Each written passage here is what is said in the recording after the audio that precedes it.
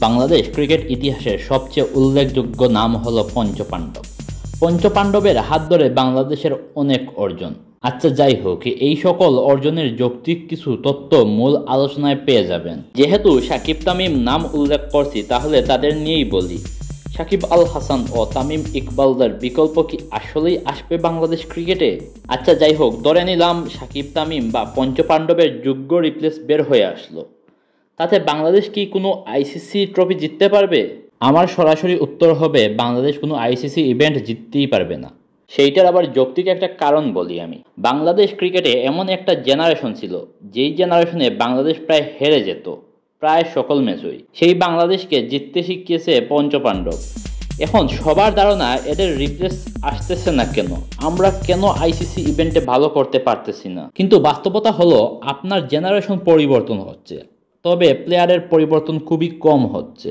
আপনার ICC event জিততে হলে পঞ্চপাণ্ডব হতে বেশি ভালো খেলোয়াড় প্রয়োজন আপনার, কারণ পঞ্চপাণ্ডবের বিকল্প দিয়ে আপনার হবে না। ওই যে একটু আগে বললাম না, পঞ্চপাণ্ডবরা জিততে শিখেছে, কিন্তু তারা আইসিসি ট্রফি জিততে সমর্থ ছিল না। কারণ পঞ্চপাণ্ডবরা হার্ট অ্যাটাক দিয়ে ম্যাচ জিতিয়ে আনন্দ দিত ঠিকই। তাই আপনার নিয়মিত জিতা শিখতে হবে, তাদের থেকে ভালো খেলোয়াড় দরকার আপনার। কিন্তু রিয়েলিটি হলো, ভালো প্লেয়ার দূরের কথা, যারা আছে তারা বাংলাদেশ ক্রিকেটকে ইতিমধ্যে গুরুস্থানে নিয়ে গেছে। আর বাংলাদেশ ক্রিকেটকে সাপোর্টাররা পাঠাই দিবে কবরে এইরকম চলতে থাকলে। এই কথার দুইটা কারণ আছে কেন বাংলাদেশ ক্রিকেটকে কবরে পাঠানো হবে। প্রথমটা হলো প্লেয়ার ফ্যান বেস। প্রতিটা দলের ফ্যান বেজের চেয়ে প্লেয়ার ফ্যান বেস ক্রিকেটে ম্যাটার করে। আর বর্তমান বাংলাদেশ ক্রিকেটে মিরাজ ব্যতীত তেমন ভালো ফ্যান বেস সমৃদ্ধ কোনো খেলোয়াড়ই নেই। অথচ আগে সাকিব, তামিম, মাশরাফির হিউজ একটা ফ্যান বেস ছিল তাদের ব্যক্তিগতভাবে। বিশ্ব ক্রিকেটে প্লেয়ার ফ্যান বেসটাই বেশি থাকে। যাই হোক, এবার দ্বিতীয় কারণে আসি। আর দ্বিতীয় কারণটা বর্তমান ফুটবল। বাংলাদেশ ফুটবলে বর্তমানে দকিনা হাওয়া লেগে গেছে। হামজা সামিতরা, কুইন সুলিবানরা নতুন বাংলাদেশকে জাগিয়ে দিয়েছে।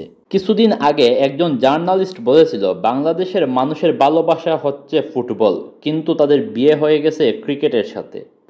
আর এইখানে আমিও টোটালি একমত। বাংলাদেশ ফুটবল আশা করা যায় খুব দ্রুত উপরে উঠে যাবে। উপরে বলতে ম্যাচ জেতা শিখবে, ওইটা মানুষ উপভোগ করবেও খুব বেশি। তাই বিসিবির উদ্দেশ্যে একটাই বাণী থাকবে, আমরা সাকিব তামিম জেনারেশনের পরবর্তীতে ক্রিকেটকে অতীতের বাংলাদেশ ক্রিকেট বানাইয়েন না। শত কোটি টাকা ফিক্সড ডিপোজিট করে মুনাফা না খেয়ে একাডেমিতে লাগান, প্লেয়ার তৈরি করেন। বাংলাদেশে প্রতিভাবানের অভাব নেই, অভাব আছে শুধুমাত্র তাদের পরিবারের। তাই তো ধ্বংস হচ্ছে প্রতিটা প্রতিভা। তাই যত দ্রুত সম্ভব ক্রিকেটকে গুরুস্থান থেকে ফিরিয়ে সুস্থ করুন আপনাদের শত কোটি টাকাতে, নয়তো কিছুদিন পরে টাকাও থাকবে না, ক্রিকেটও কবরে পড়তে সময়ও লাগবে না।